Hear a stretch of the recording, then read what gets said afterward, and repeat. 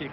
Now LaRocco's probably going to have to find a new spot to pass Lamson. He won't let that happen again. I know LaRocco isn't thinking about it right now, but he had some very unpleasant memories about last year as he landed on top of Emig. Emig turned around, kicked him, and LaRocco said he kicked like a sissy. Didn't matter anyway. And after the fines hit the deck, they went back to racing. Right now, you can see LaRocco going to work. He's on the left, he's on the right, he's trying everything to get around Lamson. You saw how hard it was for Larry Ward to do it. We'll see how fast LaRocco can make it stick. LaRocco almost with the edge. He knows the laps are winding down. He's got to make this move. He's not even to the podium yet. He's still got to get up to Craig and Larry Ward. Doug Henry is coming up close now as you see him cut the corner in back of LaRocco. Lamson holding on. What a battle between these two.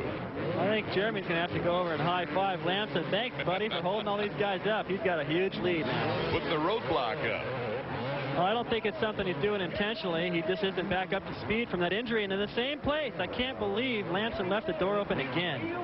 Mike LaRocco able to move up into fourth. Henry and Lamson to battle it out behind him. And we turn to two non-factory riders right now. Honda of Troy's Mike Craig in second place. And the Sizzler Nolene Yamaha of Larry Ward. What an interesting battle this is with the non-factory teams gunning for the podium spot. Larry Ward in pursuit of Mike Craig. Craig into the corner there. Oh, he left a foot behind. A little stumble. Giving some valuable space for Larry Ward. Ward cuts inside and he moves into second place. Great move by Ward. Remember earlier he tried that on Lamson and he wasn't able to make it stick. Lamson carried more momentum around that corner, but he's got second now. A good example that this is a different Larry Ward this season than last. Right, and we're going to take another look at this pass. You know, I think he was actually a lot closer going into the corner. Just a smart move. Cuts the line right away from Craig. Nothing Craig can do about it. Craig now, his mission to hold on to third place. Out in front, number one, Jeremy McGrath, going for his 5th consecutive victory on the start of the season. You know, Larry Ward's got a pretty fast pace going, and sometimes it's dangerous. You get a little lead like what Jeremy has right here. You get it riding a certain pace, it maybe isn't as fast as it ought to be. And all of a sudden you got a guy coming up from behind like Larry Ward who's on the move, and it's hard to readjust your pace. It'll be interesting to see if Larry can close that gap. It's a battle between Honda teammates. Henry tries to cut inside on Lammy this time. This battle for 4th and 5th. Well, everyone's just had a heck of a time trying to get around Lamson tonight, and Henry up alongside of him, but I don't think he's got any room. Henry with 3 5th-place finishes on the season so far this year. Had his big problems in Minnesota when he jumped off the track and broke the handlebars and finished in last place. Lamson in front of Henry, and getting into the picture, number 14, John Dowd. He's picked up some time. That was that second pack of riders that we saw coming through the whoop section earlier that were way off the pace. They have picked up their pace. You can see Emig's in that battle as well. They've caught these guys. Lamson's best finish was a 4th place in Anaheim. He's trying to hold on to 4th once again. Doug Henry back there looking for a place to make a move. You know, I love watching Henry ride. I like the way his style is. He's aggressive. He's good on the 125s, and he brings that aggression to the 250s. And a lot of times he's able to jump the same things as McGrath, sometimes before McGrath can do it. But I just am surprised that he's not able to stand on the podium more often in this 250 class. Those fans who get a chance to go to early practice throughout the United States, check Henry out. And you see right there, I was just talking about him jumping stuff. He jumps that triple. That's the one that David Pingree was doing in the 125 class. He's not able to make a pass there. There's no room, but here he comes up the inside. Lamson and Henry continue to battle it out here in the corner, and Lamson just opens the gate for it. He didn't do that earlier to Ward. Well, now I'm wondering if or he LaRocco. Yeah, I think maybe he might have been holding up the pace. And as soon as he saw Henry get in there, he just looked over and said, "You can have it." Of course, he's just coming back and probably still sore from his injuries in the past. Watch Lamson. He looks over. Oh, it's my teammate. Yeah, go ahead. I don't think there was much he could have done right there to counter that move anyway, but it sure did look like he made it easier for Henry, didn't it? So Lamson now has Dowd, Emig, and Kondrowski to his rear. MK number 7 took a second here last year. He was going all out on the last lap to try to take over the lead and went down.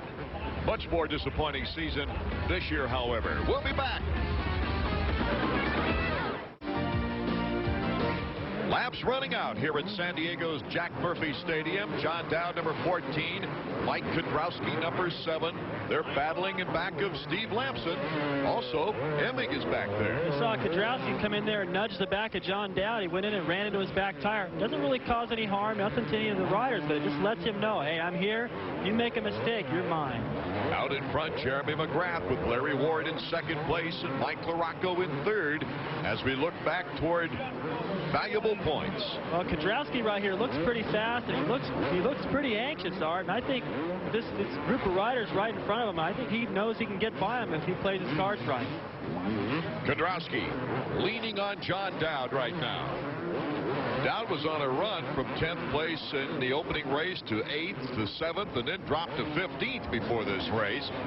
Kind of a setback for him. Well, nobody expected him to do that well in Supercross, and he has actually done pretty well. He's shown some signs of speed. He won a heat race in Anaheim, and look at Kudrowski going around the outside of Lamson.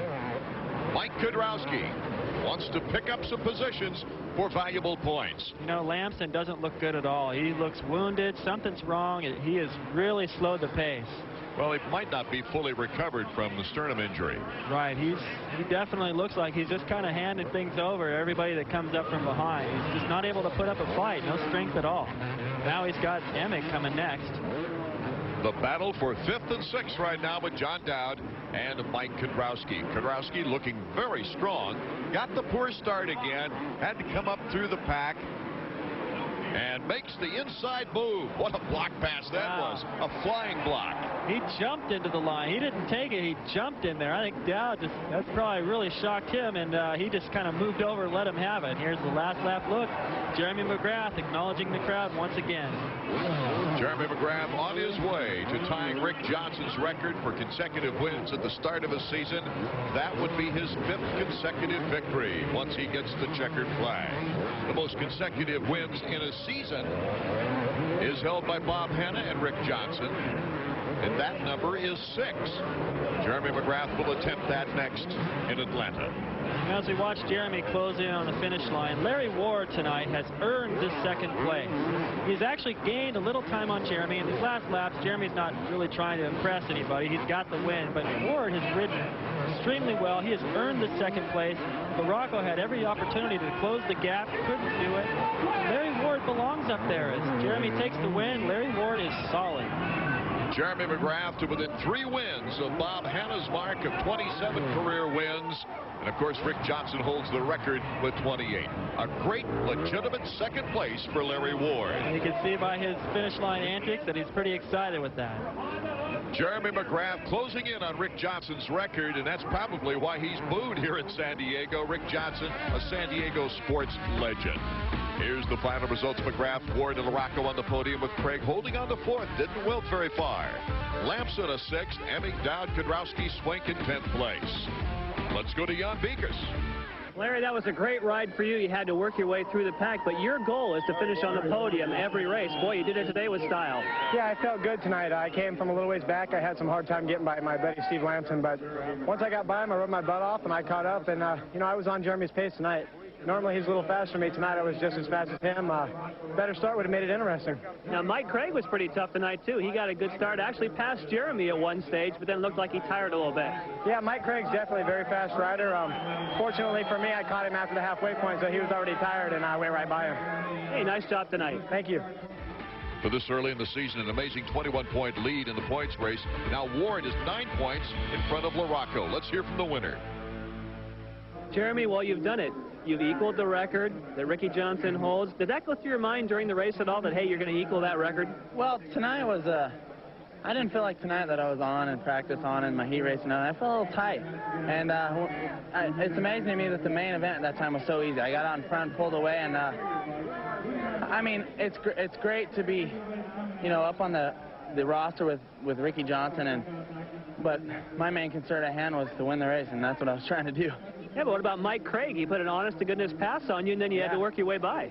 Yeah, Mike put a good pass on me. He was riding strong for that first lap. And after that, I regrouped, got my stuff together, and I knew I had to get by him quick and just get away.